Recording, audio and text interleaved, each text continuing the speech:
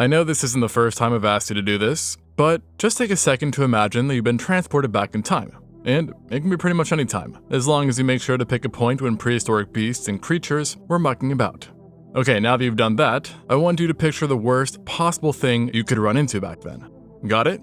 Well, unfortunately I cannot use observation hockey to guess the exact animal you picked, but I will guess that you picked something that's an absolute unit, at least compared to us. After all, this is what so many people love about prehistory. It's home to massive creatures that, in some ways, almost feel mythical, and yet at the same time, they were as real as can be. However, because of this bias and favoritism for the giants of old, you often find that smaller extinct animals go neglected, so to speak. I mean, can you name a prehistoric snake besides Titanoboa or the Vasuki? Or a shark besides Megalodon? A prehistoric canine besides the direwolf? Yeah, you get my drift. And if you do watch my videos on the regular, I hope the answer to those questions were yes, but that's besides the point. The real point is that, in general, we think that the worst scaries are big. Yet, ironically in real life, it's often the little guys that cause the most chaos.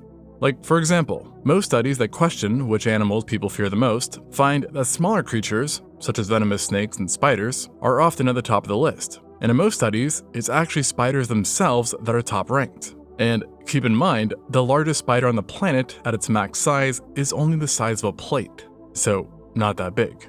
And I say only because while this is definitely unsettling, it illustrates how something that is just plate-sized can be scarier to many than, say, an elephant. And this leads one to wonder, we always hear about the giant nightmares of prehistory, but what about the little nightmares? And this led me down a path of researching what exactly were the horrors of the past that came in little packages. And let me just preface that some of the things I found were, pretty gnarly. However, I also found that each was gnarly for a different reason. Some looked horrifying, others dished out proportionally devastating damage for their size, and then there were others that blended a bit of everything together. And I feel like a good place to start is a country that is still well known for harboring its fair share of nightmares. And yes, you probably guessed it right. Australia. Yup, the land of nope, as I like to call it, has a lot of questionable creatures even now. Yet at the same time, mixed in there are a few animals that most people are not instinctively afraid of, and actually, which many admire, such as the koala, wombat, and of course, the kangaroo, Australia's national animal, which, by the way, actually outnumbers humans, with their population hovering around 50 million. And this fact might not sound so bad, seeing that they're herbivorous and can be low-key kinda cool, but a while back, 50 million kangaroos would have been a bit more upsetting. Well, actually more like a lot, thanks to the existence of a genus known as the Delta. An interesting little guy that lived within Australia from the late Oligocene all the way to the Miocene period. But to be honest, it's kind of wrong for me to call the Delta a kangaroo, as it was actually just a close relative, belonging to the same superfamily, but falling under the more specific group known as the Hypsoprymnodontoidea, a family of marsupials that is still alive today, but is only represented by one living genus, the musky rat kangaroo, which obviously has no relation to rats, but looks a bit like them, hence the name. Now, a Delta on the other hand definitely looked more like a kangaroo than a rat, as it kinda stood like one, just with a more low-down crouch, almost giving it the appearance it was up to no good. And let's just say, it wasn't, as despite being no heavier than a pug, it was much feistier and off-putting, as this marsupial was not a leaf lover, but rather a bloodthirster, or at least that's the hunch. You see, within the skull of every Delta, there were highly specialized chewing teeth that seemed to have evolved for the sole purpose of shearing through flesh while biting down. And not only this, but they seem strong enough built to munch on copious amounts of meat as well, rather than being limited to a few scraps. And this was the first good sign that we had a carnivorous kangaroo on our hands. But perhaps it was a scavenger, or at least one can hope. And to that I say, well, probably not, as if you looked just a little over from the chompers, you would have found the mother of all premolars. And what I mean by this is that each and every Delta had giant oversized premolars that were sharpened to be like spears, and jutted out of its mouth just like, well, a spear. And can you guess just how paleontologists believe that it actually used its teeth? Yep, like a spear. It's thought the Delta would essentially shank its prey to death, while also stabbing any threat that got too close. So, it'd probably do well in London. Just kidding. But anyways, so definitely one marsupial I'd have steered clear away from, despite it being relatively small. And frankly, if I came across a large group of these guys, I would not find my greater size to be all that comforting. And really, the only silver lining in all of this, besides their size, is that these marsupials did seem to have a more limited range, with fossils being concentrated solely to northern Queensland, where it's believed they hunted snakes, birds, rodents, monotremes, and then even other marsupials. Not a pleasant picture at all, but honestly, the Oculta Delta is rather easy in the eyes when compared to some other little ancient nightmares. I mean, just take a look at the Scolacodons. Yeah, yikes. And now you're probably wondering, what in the HE double hockey stick is a Scolacodont? And the answer is a unnervingly common relic of the past, as this term isn't referring to a genus, but simply is the name for the fossilized jaw pieces of predatorial polychaete annelids. In other words, segmented worms. And we actually still have these guys around, as there are still animals like the bobbit worm, who, from just one look, should be able to tell you why I'm considering Scolacodonts to be little nightmares.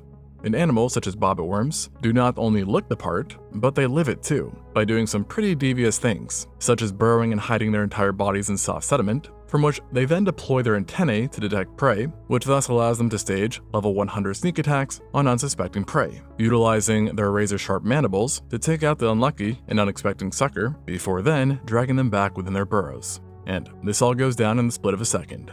And let's just say, you do not want to know what happens in those burrows, as it ain't pretty. So now that you know how scary living bobbit worms are, just imagine how ghoulish prehistoric predatorial worms would have been. And although this group is still around in some form to fear, the reason why the prehistoric situation was much worse is because Scolacodonts have gotten rare in time when compared to previous periods. Meaning, as you go back in time, the might of these worms just grows and grows. And of all the geological periods that come and go, there was a clear point in time in which these carnivorous noodles seemed to be the most common, and that would be the Ordovician, which took place between 486 and 443 million years ago. This was a period of time wherein much of the world was submerged, and marine segmented worms were about as common as flies are today, and you would be hard-pressed to have swam in the ocean without encountering one. Since the first discovery, thousands of Scolacodonts belonging to this age have been identified across the entire world, showcasing that the worms of the Ordovician were strong and existing in untold numbers. And they didn't just reach their peak when it came to quantity, but also when it came to diversity, reaching their highest levels of diversity in history, leading to not just one kind, but a plethora of different ugly mugs to look at. You're welcome.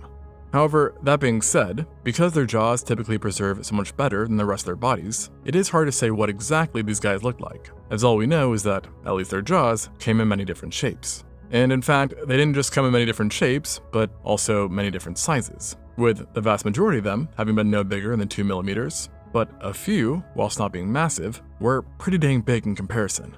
And so far, it seems like the largest of these predatorial worms, based on their mouths at least, would have been about 6 foot 7 inches or about 2 meters long, giving them a grand total weight of around a pound or about half a kilo.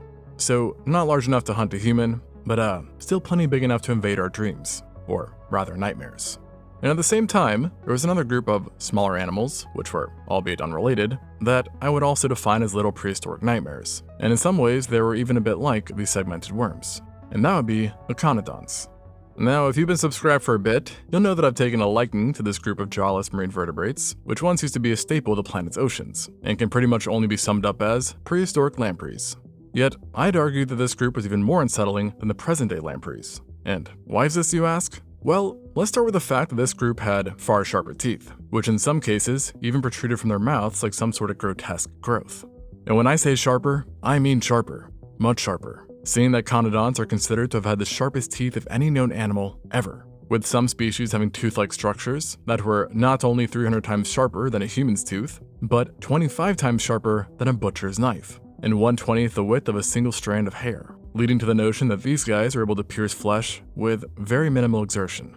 It seems that across the board, these guys had not only quite the diverse ranges of diet, but also feeding mechanisms, with some possibly, and perhaps unsurprisingly, acting a lot like modern-day lampreys in some sense, essentially boring into the flesh of other marine animals, only this time with the sharpest tooth in existence. So, pretty cool, and kinda scary. As sadly for any time-traveling scuba divers out there, these little nightmares could grow up to be 1 meter or 3.3 feet long, and stuck around for an excessive amount of time, with the group first having appeared during the Cambrian, 500 million years ago, and only going extinct during the Jurassic, so some 300 million-ish years later. Oh, and did I mention that some evidence suggests that a few were also venomous? Yeah, not exactly an animal you want to bring back to life anytime soon. On the flip side, it is animals like the conodonts, which makes you a bit more tolerant to the fact that we still do have some little nightmares like lampreys, as the alternative seems that much worse. And I find a similar thing occurs with modern day bugs. Now, many of us may not like certain kinds of them, and often have profuse reactions to feeling one touch us. But after reading about prehistoric bugs, I am so much more thankful for the ones we got stuck with. And I think a prime example of this is seen with current ants. Sure, some of them can be quite annoying, and also possibly have one of the most painful bites in the world, but you'll still give them a big old kiss when I tell you about the extinct Titanomyrma. And hint hint, the name alone should probably give you some idea on why this ant was bad news.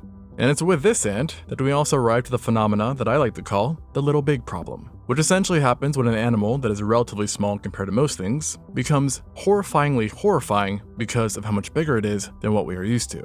And let me tell you, you can see this quite clearly with the Titanomyrma, who for now is the largest known ant to have ever lived. Found throughout Germany, the US, and even Canada during the Eocene, this little, not so little ant was known to grow to the size of a hummingbird.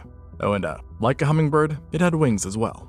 So yes, the largest ant ever could fly and had a wingspan that reached over 6 inches or 15 centimeters long. So just imagine ants the size of little birds buzzing around you. Now with that said, I should clarify that the wings do seem to have been restricted to only queens, so there is that silver lining, but really this lining is quite thin. Because while not deadly, I'm sure many of you know that getting bit by an ant isn't exactly a pleasant experience. So now imagine how it would feel to be bit by one whose pincers were the size of an entire common black ant's body. And to make things a little bit more dicey, there is a current debate on what it ate. And the emerging idea is not pretty.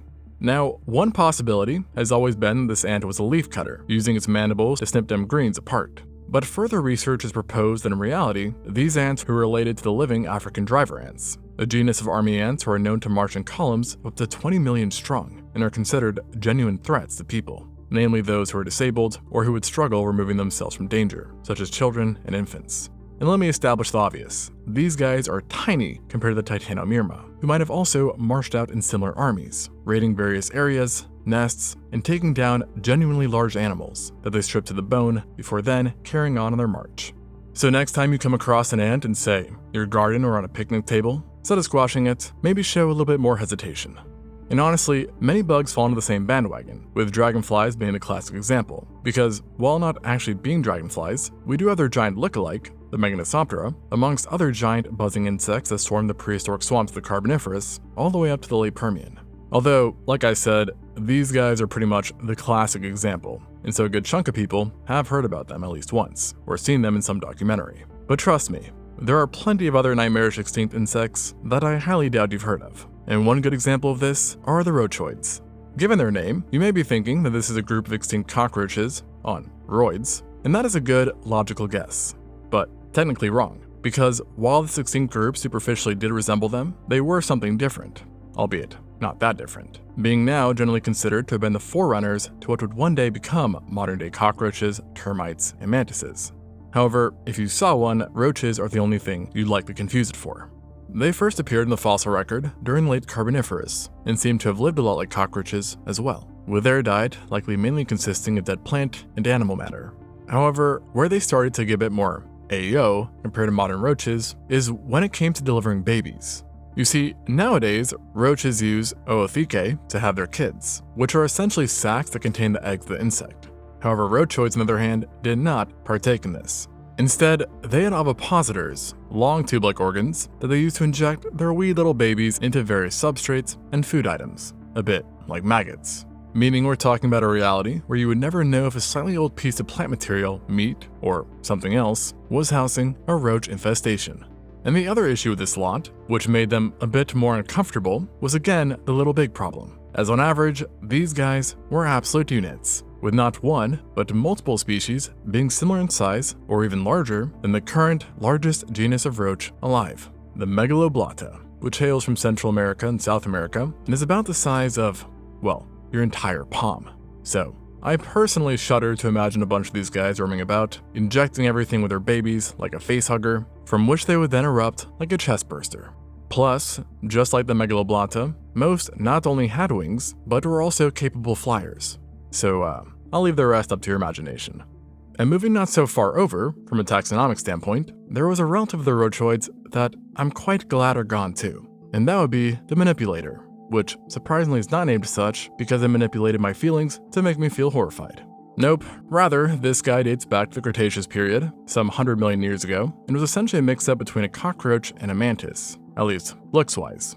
And the funny thing is that despite looking arguably less like a roach than the roachoids did, the manipulator was actually a legitimate cockroach. And I don't mean that as an insult, being a real one, just not like any alive today, as this thing was built diff, literally.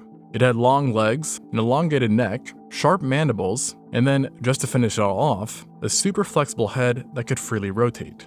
And so, what does this all mean when you put it together? And the answer is, apparently the Cretaceous had a predatory cockroach problem on its hands.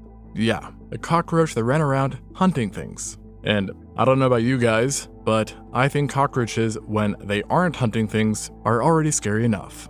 Thankfully though, these guys were a bit smaller than the roachoids, being just under an inch or 2 centimeters long. Though, to be honest, still not a comforting thought since this implies that predatory cockroaches is well within the realm of possibilities for evolution. No bueno. And something else that isn't a comforting thought is piranhas. You know, those carnivorous fish that travel in groups, have wicked sharp teeth, and can devour entire food items in mere seconds, and are voracious enough that they even got their own horror movie, Piranha 3D. Yet, no living piranha, no matter how frightening they are, can stand their ground, or I guess swim their water, against one genus who is now, thankfully, long gone, and whose name was simply the megapiranha. 9 million years ago, within the fresh tropical waterways of prehistoric Argentina, this fish reigned near supreme, being a piranha, or rather, Serrasalmidae, like no other. On paper, it did share certain common similarities you tend to see in extant piranhas, such as the same general body construction, and its appearance overall was quite generic for a piranha.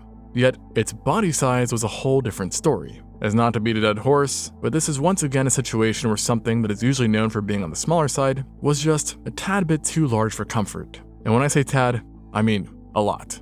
Now obviously, even nowadays, piranhas can inflict some pretty impressive pain for their size given their razor-sharp teeth, as well as mobbing behavior, with there having been cases where people have lost fingers, toes, in extreme cases, even died after being swarmed.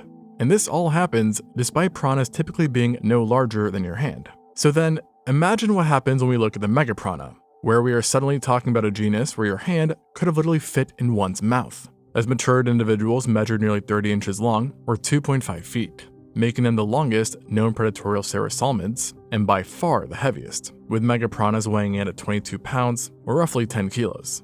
So yeah, this creature was inarguably terrifying, as it had everything that makes its modern counterpart scary, except in this case, that everything was just worse. Take their teeth, for example. They weren't only razor sharp and larger, but ridiculously powerful, even for its size, as it was backed by a super efficient jaw that let it bite with a force of nearly 3,000 newtons, possibly more, which, by the way, is greater than the biting force of a full-grown tiger, despite it being, 30 times smaller. And given the shape of its teeth, this power went a long way as well, with one study that reproduced its teeth, finding that a megapiranha was likely able to penetrate the femur of a cow, the shell of a turtle, and the armor of various catfish species with a single bite, leading to the notion that this little fish was mainly interested in big catches, if you get my drift.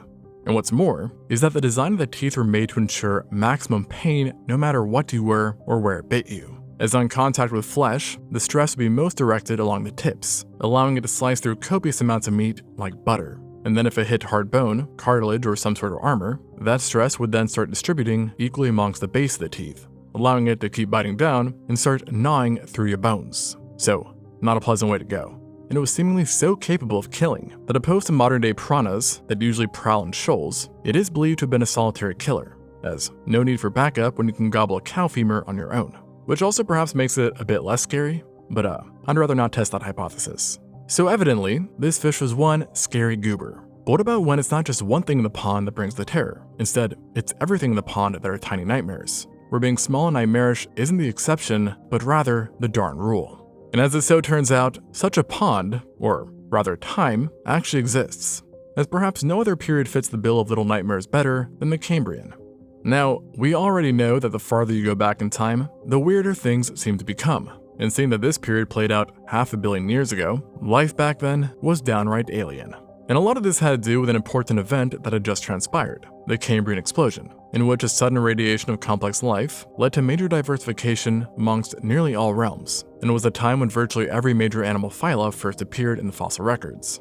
And being the progenitors to many, just about everything alive during the Cambrian was not only beyond primitive looking, but also in many cases just downright disturbing. And then also to fit the bill, tiny too. In fact, one of the largest known animals from the entire time period was just about 2 kilos or 4.4 pounds in weight, the Anomalocaris, a very odd-looking arthropod that was a voracious predator for its time, being one of the earliest known examples of an apex predator, armed with 2 versatile appendages that let it grasp and manipulate prey. And this little terror was actually just one member of the diverse order known as the radiodonts, which themselves fell into an even broader class known as the Dinocaridida, that housed other freaky groups such as the Opabinidae, with their proboscis-like appendages, and then the Carigmacelidae, which had horizontal appendages used for capturing prey that were lined with numerous disturbing spikes and rods, giving these guys looks that could kill. Seriously, if I was wading in the water and felt one of these guys touch my toes, game over. Extinct Zoo is now extinct. And they weren't the only ones to avoid with your toes, as you also had the Lobopodians, which I like to refer to as worms from hell, mostly because a lot of them looked like if you touched them, you die in some very horrible manner. And the most iconic amongst them were the Lucigenia and the Aishea, and were also both residents of the same place, the Burgess Shale within Canada. And though both of them definitely make you go WTF, I dare say they're not actually the craziest of the lot. I mean, you also had the Collinsovermis, a monstrosity full of tentacle-like appendages, lined with bristles and spikes along its back, making it look like it crawled out of Stephen King's The Mist. Then there were similar members, like the Avatiovermis, or genera that might as well be cosplaying a swimming moving cactus, such as Diania. And then, if somehow none of this was enough for you, there were members like Face of Vermis, who seriously might as well have inspired the facehugger from Alien, as it had a superficially similar looking body. Although I will say that in reality, it was a bit less scary, doing less jumping at faces and more rooting itself in the ground whilst waiting for tiny food to drift on by. But honestly, I'm still glad that 500 million years separates it from me. And the same thing goes for the Onychodictyon, plus many, many, many more. After all, like I said, this period had a nigh endless amount of animals that looked like they could play a monster in a sci-fi movie. And I haven't even yet started talking about an entirely other separate group, known as the Morellomorpha, which could superficially pass for a trilobite gone wrong, which makes sense since they are somewhat related to the trilobites, and likely lived a bit like them as far as diet and niching goes, just much scarier looking. And so, this is all to say that while it's the big giants that might have us running away in our nightmares, I think it's rather the little horrors that truly get under our skin. Thanks for watching, and until next time on Extinct Zoo.